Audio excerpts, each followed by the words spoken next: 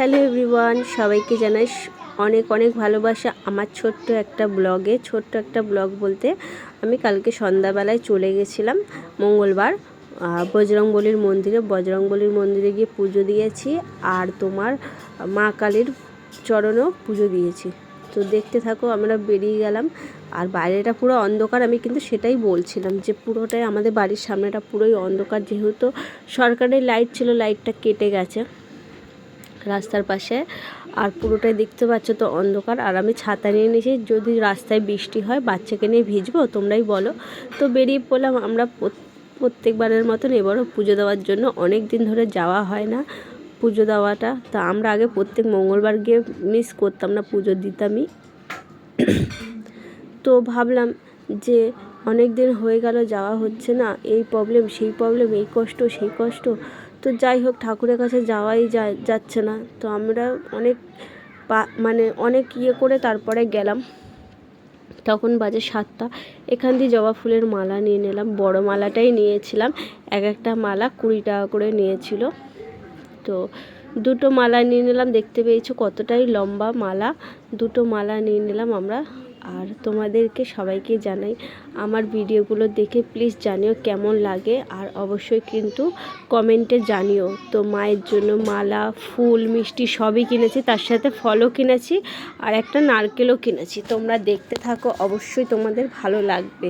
মায়ের মন্দিরে যাও, বজরংবলীর মন্দিরে যাও, অবশ্যই তোমাদের ভালো লাগবে। আর খুব জাগ্রত উনি বজরংবলী।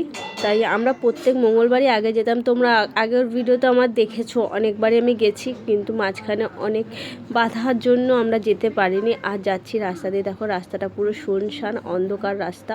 তো আগে যখন আমাদের এই রাস্তাটা নাকি ছিল, তো পুরো একদম শুনশান ছিল রাস্তাটা, কেউ যাতায়াত করতো না। এখন অনেক লোকেই যাতায়াত করে, কিন্তু গাছগুলো কিন্তু রয়ে গেছে। গাছগুলো কিন্তু অনেক মানুষের সাক্ষী হয়ে রয়েছে। অনেক মানুষ এখানে অনেক কিছু হয়েছে, যেটা আমার কথায় তোমরা বুঝতে পারছো, আমি কিন্তু ভেঙে বলতে পারছি না। তো সেই সমস্ত রাস্তাঘাট, গাছপালা সবাই সাক্ষী রয়েছে যে এখানে কি হয়েছে না হয়েছে। তো এখানে অনেক ভয়ঙ্কর কথা আছে, অনেক আছে। সেটা আগে হতো, এখন কিছু হয় না কেন, রিসেন্টলি একটা হয়েছিল, খালে ফেলে দিয়ে গেছিলো। তো যাই হোক বন্ধুরা, এইসব কথা বাদ দিয়ে আমরা কথায় আসি যে এই যাচ্ছি আমরা রাস্তা দিয়ে, অনেকটাই কিন্তু আমাদের বাড়ির থেকে অনেকটাই দূর। তোমরা যদি কেউ জেনে থাকো অবশ্যই জানাবে যে আমি কোথায় যাচ্ছি। তো আমাদের বাড়ির থেকে প্রায় অনেকক্ষণই লাগে। তো যেতে যেতে দেখলাম এখানে একটা কিডনির হসপিটাল। তো কিডনির হসপিটালটা অনেকটাই ভিড় ছিল। জানি না কার কী হয়েছে, ঠাকুর তাকে ভালো করে দিক। সবাইকে ঠাকুরের কাছে আমি প্রার্থনা করি যেন ঠাকুর সবাইকে সুস্থ রাখে, ভালো রাখে, আর সুস্থ শরীরে সবাইকে যেন ভালো করে দেয়। যাই হোক বন্ধুরা, আর এই যে যাচ্ছি আমরা মায়ের কাছে আর বজরংবলী বাবার কাছে। তো দেখো এইসব দোকানগুলো না বিক্রি হচ্ছে, জানো তো, ছোট ছোট দোকান একদম। আর এখানে একটা সিন দেখো, কি সুন্দর করে স্ট্যাচু করে